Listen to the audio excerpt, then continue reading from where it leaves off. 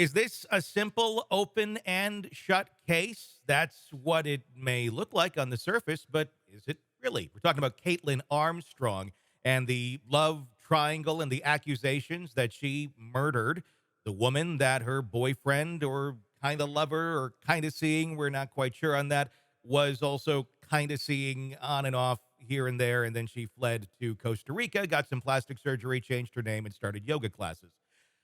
Doesn't look suspicious at all, does it, Jennifer Coffindaffer, retired FBI special agent? How open and shut is this one, or is there more to this? Is there an argument that can be made that maybe she just freaked out, ran away because she knew it looked very, very damning, and just knew that she didn't have anything to stand on, even if innocent? Well, I think the press or the defense is actually going with the argument that there were some odd things that happened at her place and that she was feeling uncomfortable with her safety. To me, they're kind of trying to point in the direction that Strickland, which is the lover Hmm. of both of them, had something to do with it and that her life could be in danger, even though Strickland has been absolved of even having any anything to do with this because he has a rock solid alibi and he Hmm. wasn't anywhere near the situation. I think, though, they're trying to kind of go in that direction that indeed Caitlin uh, felt uh, like she could be a target of somebody Hmm. and that's why she left. But the big issue there then is, well, why did you use your sister's identification to leave? Yeah, why did you use your sister's identification to leave? Why did you get I mean, was there truly a fear that he's going to stalk her down? I mean, we're talking about someone who has no record of doing anything like this, but at the same point, we're talking about someone who also has no record of doing anything like this, which in fact is Caitlin Armstrong, which makes it also very odd, other than it being a crime of passion.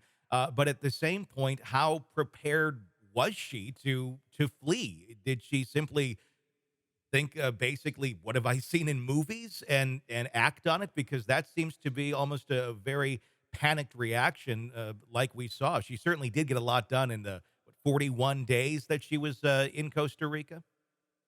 I think there were a couple fatal flaws in terms of her committing this crime. One, her vehicle was caught on camera. Mhm.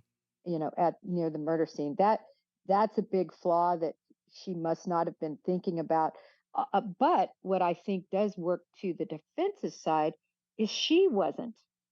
There's all this camera footage, yet you never see her enter or exit, despite all these ring cameras. So I think that works toward the defense's argument that it wasn't her. Yeah, she might have driven by, but you never see her go in. But there is the DNA that they're saying is on the bike Mhm. of Mo Wilson. That is her DNA on the handlebars, I believe, and on the seat. I find that very interesting. It was supposedly um, thrown outside. I Mhm. guess another part of the passionate rage that she had. Not only did she shoot her, but by the way, your bike is going out too, Yeah. which also just seems a little odd to me. Will they try to say that, listen, Strickland and her were involved and Strickland was also involved with Caitlin? So that's how the DNA got on there? Mhm. Maybe. How strong is the ballistic evidence in this case? Because I know there was a casings that were found at the crime scene. Then they also matched, in some way, shape, or form to a weapon that was at the residence, of Caitlin Armstrong and Strickland. What are we talking about there in terms of how that was matched up? Well, the tool marks experts are going to come forward, and I think it's going to be pretty strong. There's going to be ejector and extraction marks on the casing, and then on the bullet projectile, there'll be rifling that is created when it tumbles or twists through the barrel. And those are usually really strong. I know in the cases I was involved in where we used a tool mark expert, the jury loves it because they put up photos and they show identical striations in the tests compared to the bullets from the scene, and jurors love that. They love stuff that is not subjective. Hmm. They just want to look at it and you can see it clearly, kind of like a fingerprint or a DNA match. This isn't that strong, but when they see it up there on the screen, I think it's going to be compelling. My question is, why in the world wouldn't she get rid of the gun? She's smart enough to, sell her car, get the money, go to another country, but she Yeah. leaves her gun there for the authorities to find. That's just odd to me. Yeah, that or pick up the casings at the same time.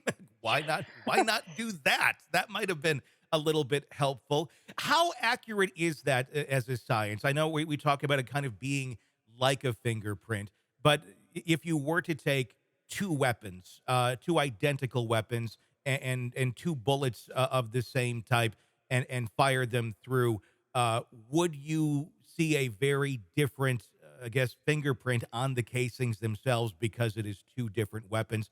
Or are they going to be relatively similar because they are from a weapon? I know it plays well in front of a jury, but truly, how different and how unique are those markings? Well, there's two different schools of thought. Some very strongly believe that it's certainly not like a fingerprint or like DNA, but it is a strong indication of being from that same weapon. So let's just put it in a number form. It's like 90%. Can't Okay. say it's 100%, but Mhm. it's like 90% on the projectiles that go through the barrels. It's a different case a little bit when you come to the ejector and extraction marks because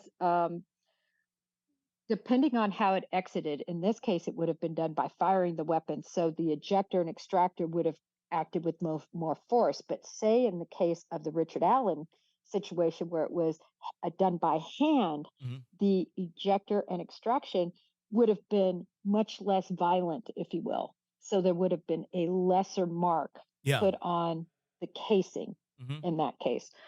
So that's where you get into, yeah, it's similar, but what about every other gun that was manufactured by Sig Sauer Mhm. that year in that line? Yeah. How similar are those?